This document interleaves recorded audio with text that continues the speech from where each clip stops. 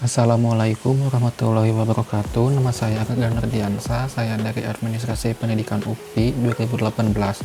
Di sini saya akan memaparkan materi tentang kekuasaan dan kewenangan ditinjau dari aspek sosiologis. Di sini ada pengertian kekuasaan menurut beberapa ahli. Yang pertama, menurut Bas, kekuasaan adalah potensi untuk mempengaruhi orang lain. Dan menurut Wagner dan Hollenbeck, kekuasaan adalah kemampuan untuk mempengaruhi perilaku orang lain dan kemampuan untuk mengatasi pengaruh orang lain yang tidak diinginkan.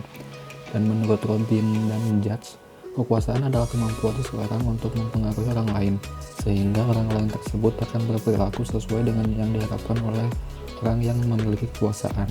Jadi dapat disimpulkan bahwa kekuasaan adalah kegiatan ataupun kemampuan dalam mempengaruhi orang lain, agar orang tersebut akan menuruti perintah. Dan kekuasaan juga dapat dijadikan sebagai tameng untuk mengatasi pengaruh yang tidak diinginkan.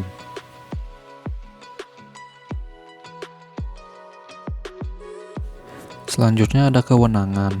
Kewenangan menurut KBBI adalah kekuasaan membuat keputusan, memerintahkan, dan melimpahkan tanggung jawab kepada orang lain. Secara pengertian bebas, kewenangan adalah hak seseorang individu yang melakukan suatu tindakan dengan batas-batas tertentu yang diakui oleh individu lain dalam suatu kelompok tertentu. Selanjutnya ada kekuasaan menurut pandangan sosiologi. Di dalam sosiologi tidak memandang kekuasaan sebagai sesuatu yang baik ataupun yang buruk. Namun sosiologi mengakui kekuasaan sebagai unsur penting dalam kehidupan suatu masyarakat. Karena dengan tidak adanya pihak yang berkuasa, semua masyarakat akan berbuat seenaknya. Hal ini tentu saja akan berpengaruh negatif di dalam kehidupan sosial. Dan adanya kekuasaan tergantung dari hubungan antara yang berkuasa dengan yang dikuasai. Atau dengan kata lain, antara pihak yang memiliki kemampuan untuk melancarkan pengaruh dan pihak yang menerima pengaruh itu dengan rela ataupun karena terpaksa. Selanjutnya ada kewenangan menurut pandangan sosiologi, yaitu kewenangan adalah kekuasaan yang ada pada diri seseorang atau sekelompok orang yang mendapat pengakuan masyarakat. Sebagai suatu proses yang baik, kekuasaan maupun kewenangan merupakan suatu pengaruh yang nyata dan potensial. Contohnya itu pemerintahan pada suatu negara. Selanjutnya ada unsur kekuasaan terbagi menjadi 4. Yang pertama ada rasa cinta.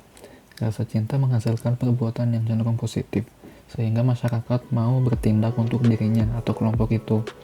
Contohnya seperti seorang pemimpin suatu negara dicintai oleh rakyatnya karena ia memberikan kesejahteraan bagi rakyatnya. Yang kedua ada rasa takut. Perasaan takut kepada seseorang atau kelompok dapat menimbulkan kepatuhan terhadap perintah dan tindakan kelompok tersebut.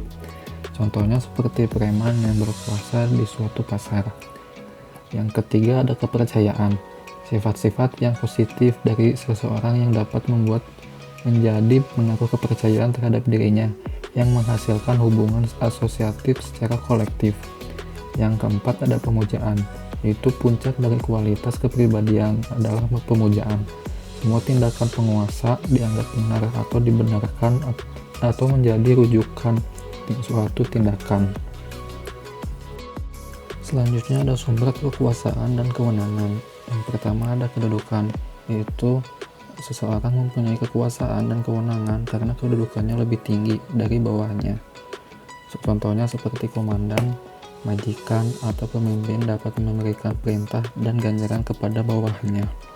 Yang kedua ada kekuasaan. Contohnya seperti pengusaha kaya mempunyai kekuasaan atas siapapun yang diperlakukan sebagai bawahannya. Yang ketiga ada kepercayaan atau agama. Contohnya seperti seorang ulama yang mempunyai kekuasaan terhadap umatnya karena dianggap benar yang menjadikan ulama tersebut disertakan dalam pengambilan keputusan. Yang terakhir ada tipe wewenang. Yang pertama ada wewenang karismatik.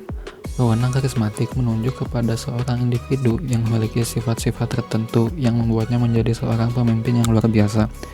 Contohnya seperti kewibawaan pada saat dia memimpin. Yang kedua ada wewenang tradisional. Wewenang tradisional mengindikasikan keberadaan dari kepribadian yang dominan.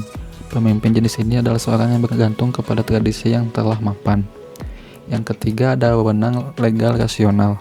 Bentuk wewenang yang berkembang dalam kehidupan masyarakat modern, yang dibangun atas legitimasi sebagai hak yang berkuasa.